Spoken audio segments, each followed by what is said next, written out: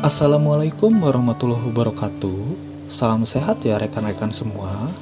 Perkenalkan, kami dari peserta Latsar CPNS BKN golongan 3 angkatan 4 bermaksud untuk menyampaikan hasil dari diskusi kami terkait dengan isu kontemporer yang terjadi pada saat ini, yaitu tentang netralitas ASN mendekati pemilu tahun 2024.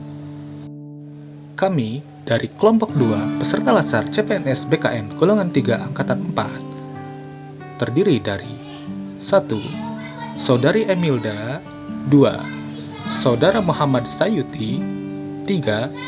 Saudara Muhammad Zidni Rizki, 4. Saudara Miftahul Ulum, 5. Saudari Meliana Sari Francisca, 6. Saudara Iqbal Taufik Ahmad Nur, 7. Saudari Indri Tianing Mardiastuti, 8. Saudara Imaduddin Mauludin Sumarno, 9. Saudari Ika Ardile Nugrahaning Tias, dan 10. Saudara Erik Ramadan. Latar belakang isu terpilih. Pelaksanaan pemilu seringkali diwarnai dengan isu ketidaknetralan dari aparatur sipil negara atau biasa kita sebut sebagai ASN, baik pada saat masa pencalonan dan penetapan kandidat maupun pada saat kampanye. Ketidaknetralan tersebut ditunjukkan dengan bukti adanya ASN yang menyukai, membagikan, bahkan membuat posting kampanye kandidat. Dalam masa pendaftaran, isu netralitas sering dikaitkan dengan relasi pencalonan, baik dari ASN mendekati parpol maupun sebaliknya. Berdasarkan penelitian yang dilakukan Bawaslu, sejauh ini paling banyak aduan terkait netralitas ASN adalah pemberian dukungan melalui media sosial dan adanya ASN mengikuti acara silaturahmi, sosialisasi, serta bakti sosial paslon atau parpol. Di sisi lain, berdasarkan sudut pandang dari para ASN, mereka selalu mengatakan bahwa pihaknya tidak memiliki pilihan lain karena para politisi tersebut selalu menyeret-nyeret mereka ketika mendekati pemilu. Sebaliknya, dari sisi partai politik itu sendiri, mereka mengakui bahwa ini bukan dari salah mereka. Justru ASN lah yang datang berbondong-bondong menawarkan dukungan. Dalam mengidentifikasi isu yang kami pilih, kami menggunakan metode APKK. Metode APKK adalah singkatan dari aktual, problematika, kelayakan, dan kekhalayakan. Dalam aspek aktual, isu yang dipilih merupakan isu yang sedang diperbincangkan masyarakat, mengingat di tahun 2024 akan dilakukan proses pemilihan umum Presiden Republik Indonesia, dan isu tersebut selalu ada menjelang dan ketika proses pemilu berlangsung. Kedua, aspek problematika.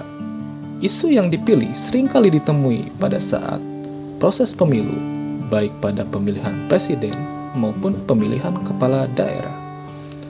Kemudian dalam aspek kelayakan, isu yang dipilih cukup realistis dan relevan untuk dimunculkan solusi pemecahan masalah. Dan pada akhirnya, kita menuju pada aspek kekhalayakan, di mana isu yang diangkat mencakup hajat hidup orang banyak. Badan Kepegawaian Negara atau BKN telah mendata bahwa 99,5% pelanggar netralitas ASN berstatus pegawai instansi daerah yang meliputi provinsi atau kabupaten atau kota dengan 990 kasus per Januari 2018 sampai Maret 2019. Pelanggaran netralitas terbanyak dilakukan melalui media sosial, mulai dari menyebarluaskan gambar, memberikan dukungan, berkomentar, sampai mengunggah foto untuk menyatakan keberpihakan terhadap pasangan calon tertentu. Selain aktivitas medsos, menurut Kepala Biro Humas BKN, pelanggaran netralitas yang diterima juga berupa bentuk dukungan secara langsung. Data pelanggaran ini akan terus bergerak seiring berjalannya rekapitulasi. Faktor penyebab pelanggaran netralitas ASN bisa kita bagi menjadi dua faktor. Yang pertama, faktor internal, Dan yang kedua, faktor eksternal. Faktor internal meliputi ikatan persaudaraan dan motif peningkatan karir. Sedangkan untuk faktor eksternal terdiri dari 3 jenis, yaitu berdasarkan pasangan calon, berdasarkan tim sukses, dan berdasarkan atasan ASN. Kemudian, dari keseluruhan responden ASN tersebut, diperoleh 61% mengeluhkan kedudukan kepala daerah sebagai pejabat pembina kepegawaian yang menyebabkan ASN sulit bersikap netral. Sedangkan untuk 51%, ASN menghendaki adanya penghapusan hak politik ASN.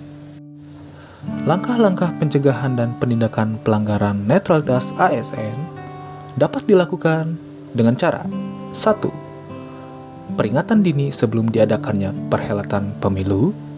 2. Pemblokiran data ASN yang berakibat pada penundaan kenaikan pangkat, kenaikan jabatan, dan mutasi. 3. Penyampaian dan pembahasan bersama Satgas Netralitas. Dan keempat, memberikan rekomendasi kepada Presiden. Berdasarkan hasil diskusi yang telah kami paparkan sebelumnya, kami sendiri memiliki harapan bahwa dengan 4 langkah tersebut, maka 1. Netralitas ASN dapat menjadi solusi dalam penyelenggaraan birokrasi pemerintahan yang berbineka tunggal ika dengan menunjukkan martabat dan profesionalitas diri. 2. Netralitas ASN mampu menjadi dasar dalam pelayanan publik yang adil, cepat, dan berkualitas, serta dapat dipercaya untuk dapat mengelola sumber daya publik yang adil dan bertanggung jawab.